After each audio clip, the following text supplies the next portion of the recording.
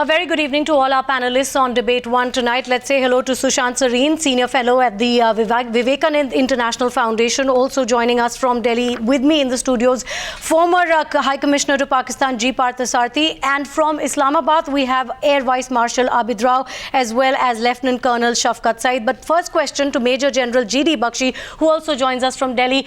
Major General D Bakshi, is Pakistan feeling irrelevant after the snub to Nawaz Sharif in New York? Is this a desperate attempt to retain some sort of relevance?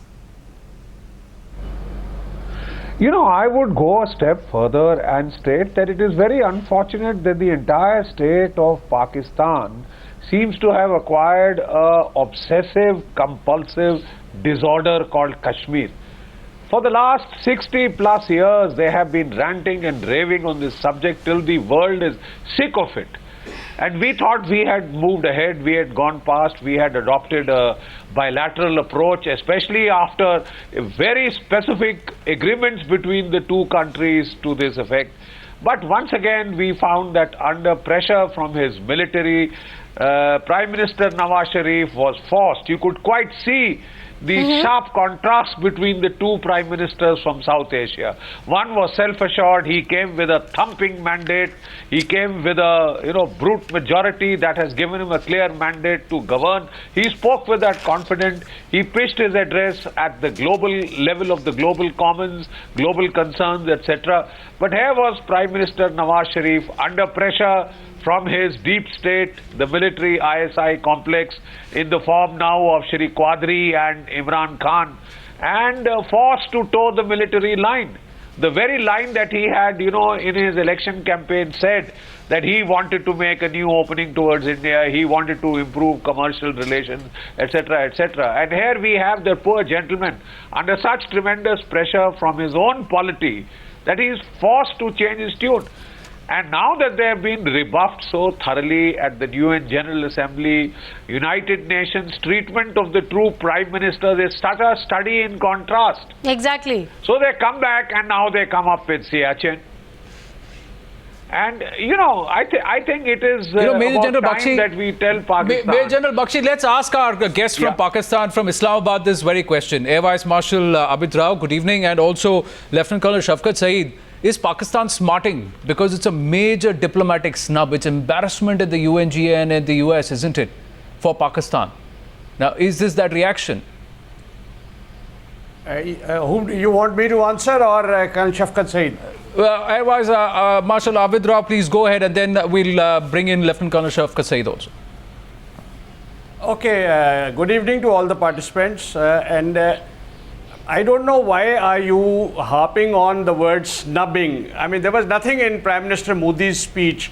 He admitted that this is a bilateral issue that needs to be resolved. His objection is restricted to the spirit of Simla Agreement, which says Kashmir is a bilateral issue. With all due respect, sir, he barely touched upon the issue. With all due respect, he barely touched upon the issue. In fact, other than the global rebuff, even the Indian Prime Minister barely touched upon the issue, because for India and for the Indian Prime Minister, this is not the prime agenda. He did. Well, that is the problem with India, that you call it a problem, you talk in Simla Agreement, you have it in 99 agreement of Mr. Vajpayee and Nawaz Sharif Lahore declaration, that this will be resolved through peaceful negotiation. Now, after a few years, you have started saying there is no problem. Peaceful negotiations, you've quoted Simla Agreement and 1999, recent developments, peaceful negotiations, bilaterally, right? Bilaterally, right? They will continue. No, bilaterally, right? Listen to me, please. Then why is Pakistan and why is Tasnim Aslam quoting 1948 and the UN resolution and going back to UN? If you say because this is a recent agreement, Simla Agreement and 1999 Lahore Declaration. India has not agreed 1999 Lahore Declaration, in which we even agreed that this will not be mentioned as a core issue. It will be a composite dialogue. India is backing out. A dialogue. Who's backing out? Who's doing the volte-face, sir? With all due respect, who's doing the volte-face? Who is dragging, who is ranting about Kashmir and making it a single largest issue rather than composite dialogue and making the center of everything? But sir, would you care to explain how you say India is the one that's backing out? Would you like to explain how you say that India is the one that's backing out? As recent as August or the talks to be held on 25th August, to be specific, were refused by India. I mean, this same... Exactly, and the world knows the reason for that. You know the world knows the reason for that. It was India that had in fact extended the opportunity in the first place. But India was forced to call off those foreign secretary level talks because your envoy went and met with separatists. How can the blame for that be put on India? It's just preposterous. Suppose the talks had happened and the protest could have been lodged then also. But how can the talks be allowed to go ahead? A diplomatic way of protesting. But when you say you will not talk to Pakistan, you are prolonging the disease. Please, again you stand corrected there, Air Vice Marshal. Because, yes, Lieutenant Colonel Shafqat Saeed and Sushant Sareen coming to you. Will you please stand corrected there? Because the Prime Minister, standing at the UNGA, said, we still want to talk to Pakistan, but in a conducive atmosphere. Who vitiated the atmosphere? Wasn't it Sartaj Aziz who, after listening to what the Prime Minister said at the UNGA, accepted that meeting with the separatists was ill-timed? He's on record saying that. Yep. See, and there also Pakistan has done a flip today. In the international community, you want to project your face as a very peaceful and peace-loving country. No, we want to say, sir, we don't change our stance. We don't do U-turns and we don't run around in circles. No, but sir, why don't you answer Anand's question there? He's specifically talking to you about what Sartaj Aziz has said in New York. In fact, he categorically said that, Pakistan's National Security and Foreign Affairs Advisor Sartaj Aziz saying, in this case, perhaps the timing was not right because the substantial discussion on Kashmir was yet to start. If your own person is admitting the timing was not right because that is the reason that the talks got derailed, how can it be blamed on India? Let's bring in Sushant Sareen now because he's been wanting to say something. Sushant Sareen, would you like to come in on this point? Because it's again the same point they keep going back to, that it was India that's responsible for the cancellation of talks. Look, number one, as far as the foreign secretary level talks were concerned, I don't know why everybody is getting so excited about those talks, either because they were going to be held or because they were going to be cancelled. These are two bureaucrats who would have met and would have tried to explore how these talks would take place. There was nothing substantive which was really going to be on the agenda, and that is whatever they were going to talk about can happen anytime. But I think it was very important from India's point of view to tell the Pakistanis that while we are willing to engage with you on a bilateral level, if you are going to bring in extraneous factors, or you are going to bring in these separatists and focus a finger in the eye, that's not going to be acceptable. The first time this was conveyed to them in practically as many, in such terms, was when the Prime Minister of Pakistan was invited for the swearing-in ceremony. At that point of time, I think certain red lines were clearly laid down. That the red lines were violated by the Pakistani High Commissioner is something very unfortunate. I don't know whether he did it because his Foreign Office told him, or the superior authority, which is the GHQ in Rawalpindi, told him to do this. But I think that was extremely unfortunate. He should have avoided it. Having said that, I think what Mr. Modi said in the UNGA is very clear. He's made it very clear to the Pakistanis that, look, you want to talk Kashmir, you have to create a conducive environment. You can't put a gun to our head. Now, our Pakistani guests keep talking about a peaceful environment or peaceful negotiations. How can peaceful negotiations take place when you are stoking the fires of hatred in your country against India? You are continuing to run those training camps inside Pakistan-occupied Kashmir. You are once again ratcheting up the violence levels in Kashmir, or at least planning to do this. There are credible reports that you are trying to push some of these terrorists back into Kashmir. In such an environment, how can any kind of negotiation take place? And I think successive Indian governments have made it clear to Pakistan that India will negotiate, but not with a gun pointed at its head. Exactly. And just because we are willing to negotiate or discuss this issue with you does not mean that we accept anything at all what you say on Kashmir. In fact, we have our own very strong position on Kashmir, which is that you are in illegal occupation of a large part of that state. And they've also not vacated, and that is what we want to talk Sushant to them Sareen, we just bring in Lieutenant Colonel Shafqat Saeed. You have a point to make, sir, and let's go back to the two rants that's been there, Kashmir and Siachen. Let's break it down and let Pakistan come clean on whether they have kept their end of the bargain, because they've jumped from clause 3 of the UN resolution that they keep going back to. They've forgotten the in-between conveniently. Before this harp on plebiscite happens, there is something which Pakistan was supposed to do. They have not found time to do that since 1948. Okay, sir, you are right. It was not just by Pakistan. It was not one side failure. India also showed reluctance in vacating the Indian-held Kashmir. No. Why did that happen? Why did that happen, sir? Who's given away part of that disputed territory already? Who's altered demographically the entire scenario, the entire face of that Pakistan-occupied Kashmir? Who's handed off territory to China and changed demographically the entire location? Who's done all of that? It's been done by Pakistan. India's not done it. Pakistan was supposed to move out all its troops, tribes, all those people who moved into that area before this entire issue of plebiscite happens. Can Pakistan commit to doing that? Okay, when you want me to speak, tell me. Go ahead, sir. Okay, well, now please you bear with me for some time so that I can utter my sentence completely. There are 2-3 things. You are ranting and your rhetoric of training camps and Pakistan assisting terrorism would be the biggest impediment in creating the confidence building measures between India and Pakistan to embark on useful, purposeful dialogue between India and Pakistan. Absolutely. Now coming to the UN resolution, now coming to the Indian resolution. First of all, please identify the core problem, the real issue, and that is the objective should be peace in the subcontinent. If you want that, you have to support negotiations. And whatever has happened so far, it is always India which has started the negotiation between India and Pakistan. And whatever Pakistan was meeting the separatists or whatever color you give it to it, simple is that it was India which said no to the sectarial level meeting. My friend said again you that go back to we those were talks. very excited about it. Please listen to me, ma'am. You said that India was unnecessarily excited about the sectarial level talk and it would have not produced any result. But please, that was the foundation of the No, but that's the point. Lieutenant Colonel Saeed. Lieutenant Colonel Saeed, the point is, you know, all the issues that you talk about. Nawaz Sharif all the issues that you talk about have preconditions to them. None of the preconditions are met. You're talking about us bringing up terror and you're calling it a rant, but isn't it a fact that Hafiz Saeed is a free man in your country? He's a man who's been labeled a terrorist. No, but he's been labeled a terrorist by the United States, by the United Nations. What do you think about Hafiz Saeed? If we are going to bring up terror, it is a valid concern. He is just a normal man. He has got no portfolio. He's not the Prime Minister.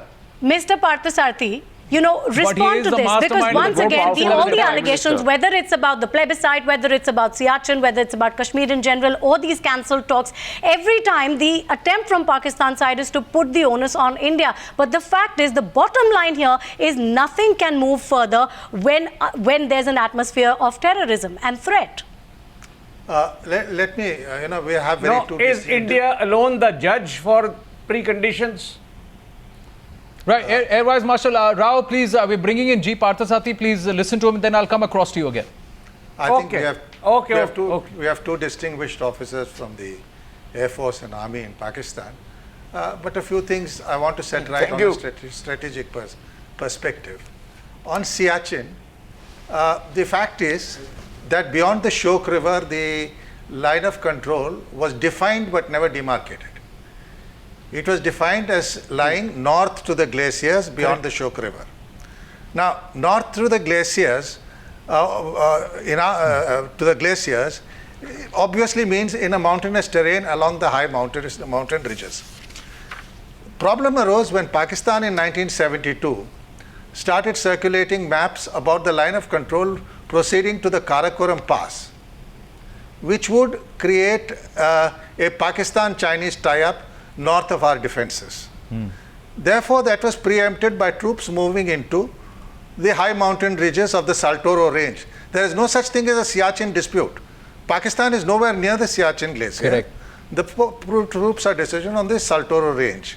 Now, therefore, we have discussed this, but the fact of the matter is Pakistan is not willing to delineate that line of control to the Saltoro range. That's one. Two, things have changed also materially and strategically, because not only was the original Pakistani map showing a link up with the Chinese at the Karakoram Pass, but the Chinese have also moved south of the Karakoram Pass to Chumar, and that's being sorted out bilaterally with them. I think we'll sort it out. But in strategic terms, there can be no question about pulling out of Siachen, given the nexus between Pakistan and China in the northern areas. So, yes, we can discuss it, but you are nowhere near Siachen. We are at the Saltoro range, and we can discuss it on how to maintain peace, but withdrawal will be part of, or demilitarization would be part of an overall Kashmir settlement. Okay? Now, on talks itself, talks were resumed in 2004 following a categorical assurance from President Musharraf that territory under Pakistan's control would not be used for terrorism against India. Now, they collapsed after the Mumbai attack, and I'm sure even my friends in Pakistan would not deny that the guys came from across the Arabian Sea from Karachi. So, They will always deny it, Mr. Parthasarathy. They continue to deny it. You can deny it. No, you can deny it. No, just a minute. The boat numbers have been provided, and the Japanese have given us that it was supplied to your people in Lahore. Mr. Parthasarathy, no matter how much we try and convince them, they will not exceed. They will not concede. Their own media has exposed the origins of Ajmal Kasab. Let me complete. But they will not still accept. Let me complete. I'm not going into who's right and who's wrong. The recent statement on Siachen was made by a person who betrayed Nawaz Sharif, Mushahid Hussain, who was his minister and went and then joined Chaudhry Shujat and General Musharraf. So I don't take Mushahid seriously. I've known him since 1981. The foreign ministry spokesperson, the young lady, has responded to what a parliamentarian has said. All these issues will be discussed, but I thought I should avail of this occasion. We will get back to how we should move ahead with the dialogue in course of time. And Sartaj Aziz, I'm glad, was honest enough to admit in New York that the timing of the High Commissioner's meeting with the Hurriyat was unfortunate and wrong. So this is, I accept that. I'm sure we can proceed ahead on that. Well, okay, you've broken down the Siachen issue for our viewers. Thanks for that, Mr. Parthasarathy. Now, let's go back to Lieutenant Colonel Shafqat Saeed and Air Vice Marshal Abid Rao on that. Now, the Pakistani claim is that India is inflexible on the issue of demilitarization in Siachen. The question that India would ask is, why should we trust you? Has there been any sort of reason in the past that has given us reason to believe that should India agree to demilitarization in Siachen, the next step from Pakistan will not be to come and occupy the position, as Mr. Parthasarathy pointed out, to gang up with China then, and we lose all tactical and strategic advantage that we have currently there. Why would we trust you? Do you want me to answer? Yes, please, both of you. Okay, first let me speak. Now, what you have said is correct. I mean, we have had these problems, the trust, that confidence breaking measures, and again attempts for that. We have seen this sine curve like relationship with India. My question as a student of history now, and I'm a fond reader of history of subcontinent, what are we transferring to our new generation? How will these things ever get resolved? Unless we meet, whether you get an advantage, whether Pakistan gets an advantage, the peace will only prevail once some vast clearance is undertaken. Now, I have a lot of regard for Mr. Parthasarathy, General Bakshi. I've been on a program with them. The question is, how do we move ahead? These acquisitions, these, blame game that we are training terrorists, this will stop only when we have enough confidence between the governments, and the government of Pakistan will find it strong enough to believe what you are saying. Otherwise, it will be treated as a blame as usual. So here's my submission to you. So here's my submission to you. Before Lieutenant Colonel Shafqat Saeed speaks and we go across to Sushant Sareen, your points are accepted, sir. If you're saying that India was not keen on talks, did Pakistan really show the intent? I'm going to come back to that same issue. If Pakistan could have, it was a phenomenal opportunity, isn't it, Lieutenant Colonel Shafqat Saeed, for Pakistan to show we are the ones who are taking the lead. India might have initiated the talks, but we are the ones who are taking the lead. We will not meet with anybody but the foreign secretary. Still, the foreign secretary level talks are over. Despite the hint from the Indian government, why did your High Commissioner continue to go and engage with the Hurriyat? Why did he do it? If Pakistan could have taken, it was an opportunity, isn't it, Lieutenant Colonel Shafqat Saeed, for Pakistan to show, listen, we are more keen than India to resolve the matter. They lost the opportunity. We, as a Pakistani, I would say that I need peace. I want peace with India. And if peace comes to India, in subcontinent, the beneficiary would be India. Look at the population of Pakistan and India. You are 10 times more than us. 20 times more than us, rather. So 7 you would times. be the main beneficiary, not Pakistan. 8 If times, we 8 all times, reap the fruits of this peace, you would be the beneficiary. No, but do you agree? Do you agree Pakistan lost an opportunity there? You have to do more. Do you agree, sir? You have to do more. No, India do you has to agree? more Do you agree because India is the Pakistan biggest lost an country in the, opportunity there? Region. And every time something of this not happens, only Pakistan, and then you India keep also pointing lost fingers the at everybody. opportunity. I said that this bilateral measures like negotiations would benefit the people of subcontinent, and It the would. main beneficiary would be India. Yes, but that you're So talking about saying an that idealist Pakistan has scenario. lost an Of opportunity, course it sorry. would. Peace would We benefit both the lost entire this subcontinent. But opportunity. we're not going to reach that ideal unless the basic issues are sorted out. Major General D Bakshi, you want to come in? Come in. Yeah. You know, Air Marshal Abid Rao very rightly brought the issue of the, the historical perspective of this entire problem that we have. And I would like to point out to him, equally as a military historian, that we have seen a very familiar pattern kicking. Anytime the civilian leaderships of India and Pakistan opt for peace, try for a peace initiative, try and get peace talks going, there is a very standard reaction that comes from the other side. The Pakistani deep state, the army, the ISI, opposes it tooth, nail and claw. What we perceive is something like this: a cycle of firing on the line of control, intensifying, infiltration intensifying, and generally it makes it makes the entire talk process meaningless, and the capital, the thing that caps it all is really a terrorist incident of a major nature. Fortunately, we haven't had one so far, but we are keeping our fingers crossed, because ever since Pakistan's Prime Minister accepted the invitation of Mr. Narendra Modi to come for the swearing-in ceremony, we took a big step. We took a big gamble. We said, let's see if it can work. At least let's start on the right note. In South Asia, let's try and create an atmosphere of peace so that we all focus on our economic reconstruction rather than other views or other woes. But what precisely happens every time is this reaction, and I'm sure you are equally witness to it. As a military historian, you have studied the same patterns, that every time the peace talks start, we have the disruptive elements from the ISI, from the Pakistan army, skewing the whole pitch. Spoiling the pitch for the top, but the question, ultimately the question, sir, Okay. yeah, the question is, this latest needling, what has it come in response to? That is also the question we're asking here on the Newshour tonight.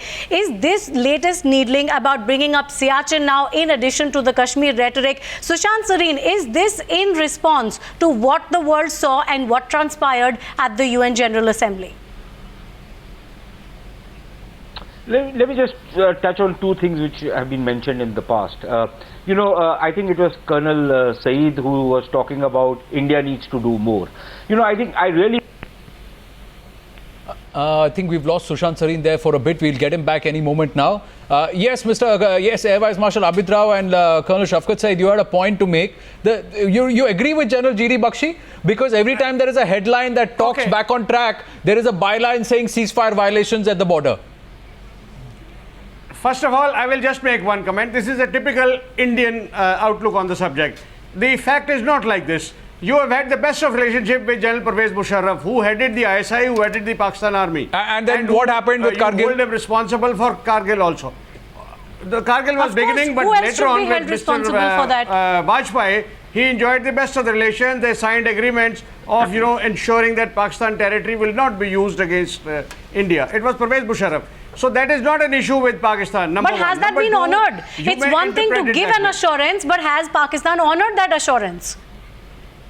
It's very easy to give an assurance, but the problem repeatedly, sir, through history, through the years, has been that there are assurances, there are agreements, there are pacts which are made, and then Pakistan does not honour them. Therein lies the essential problem. So, first of all, let me just finish my comment. Why is Indian initiative so short-lived? On the first instance of India's dislike, the talks are stalled, and that old rhetoric of who is doing in Pakistan. Now, we have to move ahead. I want to emphasize on this point that if this pattern remains, we have to break this pattern. and without Indian government's assistance and confidence to Pakistan's government, this thing will not break. I mean, you with have all to due still, respect, if you with think all our due political respect, government sir, is so weak, our Prime Minister still maintains Sir. we are willing to talk. The talks will happen if the atmosphere is conducive. Now, what is conducive atmosphere? very Don't happy to engage hear with that. Hurriyat before And secretaries I- are talking. Don't engage with others. Let's talk Okay. with each other as nations. Correct. Sushant Sareen course, is back yes. with us, sir. Colonel Saeed, I'll come to you. Sushant Sareen, yes, you were making a point. Yeah, I was making a point on something earlier which Colonel Saeed has said when he said that India should do more. My point is that either the Pakistanis want parity, in which case they shouldn't ask us to do more. And if they ask us to do more, they shouldn't keep insisting on parity. That's one point. The other point is I would agree with Air Marshal Abid Rao when he, when he talks about that utopian stuff of what we will leave behind for our children and all of that. I can't be more in agreement with him. But then the problems come in. For example, just today, or was it yesterday, the Pakistan Foreign Office spokesperson talks about this designated terrorist by the name of Fazlur Rahman Khalil. And she says that, look, we have nothing against this guy. Now, if you trace this fellow back, he has been one of the main guys who has been a part of the support base of the Al-Qaeda in Pakistan. And there are reasons to suspect that he had something to do with the kind of places where Osama bin Laden was staying while he was in Pakistan. To now say that this guy is some kind of a good citizen of Pakistan, I think, should start ringing alarm bells around the world of whether Pakistan is actually serious in fighting terrorism as they make it out to be. After all, Fazlur Rahman Khalil is no Mother Teresa by any stretch of imagination. So when you see these kind of double standards and this kind of double speak, you are bound to raise very serious questions about Pakistan's intentions. The other point is that, we keep talking about this business about Siachen, and I think Ambassador Parthasarathy laid it down very well.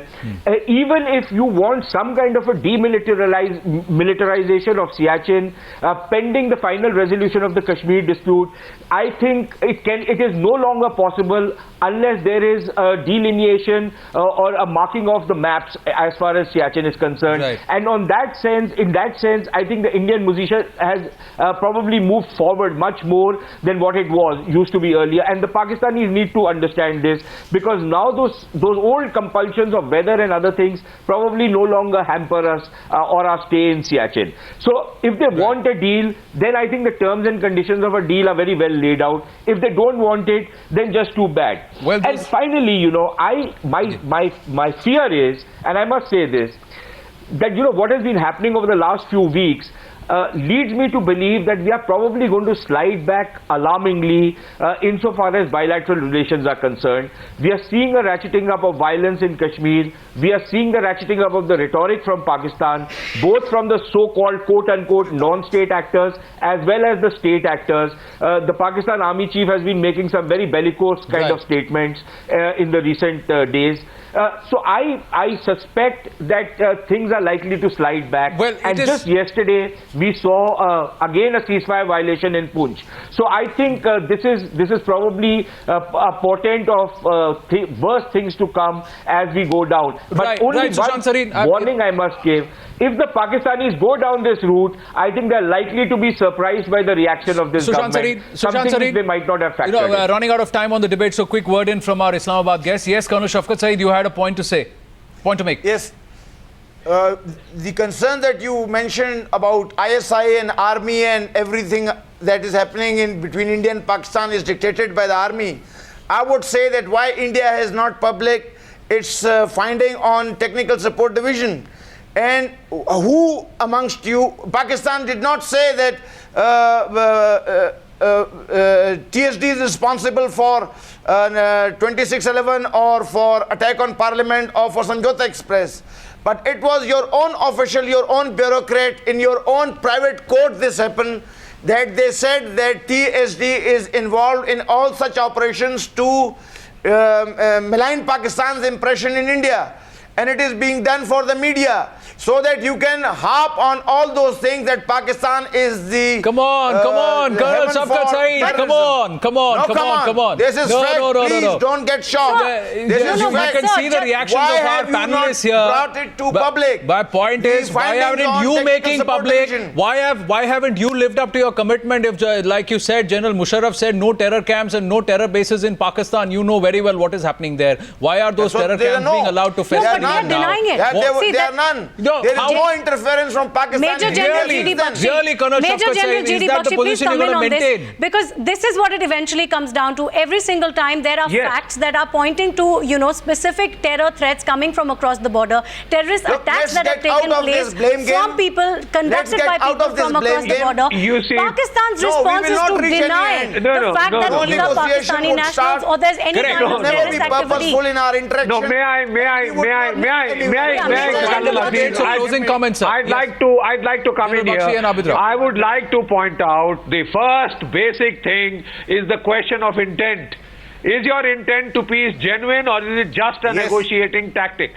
It is just a stance to display to the West that you are earnestly engaged in, talks with India to try and resolve the issue, while the reality is that there are still 42 terrorist training camps active.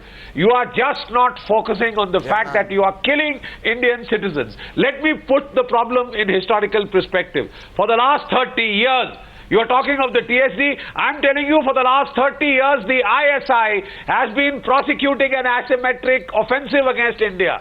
10 years in Punjab, 21,000 people killed. 20 years in Jammu and Kashmir, 42,000 people killed. And now in the whole of India. Now, are we supposed to lump all that?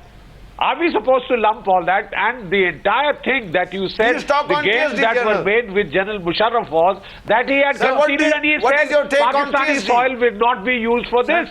What is your take on talks, sir? If you are serious, we are winding up into this. Gentlemen, running out of time on this, on debate number 1. I have to thank all of you for joining us. But here's the thing. If Pakistan really wants to sit across the table and resolve issues, it has to show intent. Make the atmosphere conducive, and India is ready to talk. That's what our Prime Minister maintains. Thanks for joining us on the debate tonight.